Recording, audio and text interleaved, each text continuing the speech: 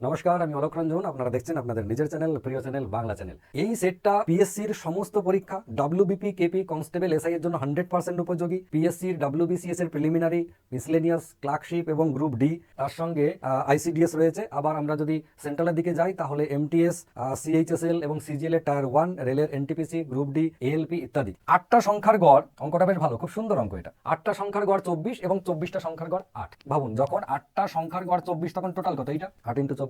আবার যখন 24টা সংখ্যার গড় 8 তখন টোটাল কত? 24 × 8। একই 8 × 24, 24 × 8 একই তো। এবার এই টিম আর ওই টিম, তার দুজনের টোটাল কত? এইটা দিয়ে বলছে যে সবগুলো সংখ্যার গড় কত। সবগুলো সংখ্যা মানে কটা? এদিকে 8টা সংখ্যা, এদিকে 24টা, মানে 32টা সংখ্যা। তাহলে একে আমরা কি করবো? 32 দিয়ে ভাগ করে দেবো। এটাই তো নর্মাল পদ্ধতি।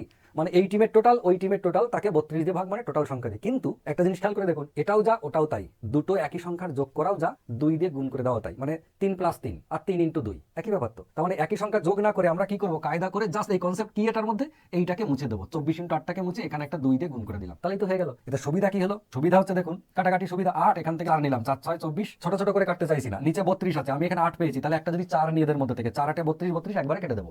তাহলে 32, 8 নিলাম, এখান থেকে 4 নিলে 6 পড়ে থাকলো। তাহলে আলটিমেটলি 6 দিয়ে 12 হচ্ছে উত্তর। উত্তর কত? উত্তর হচ্ছে 12। মানে আমি একবারে কাটলাম আর কি, ওপর নিচে নিয়ে, দুটো মিক্স করে নিয়ে।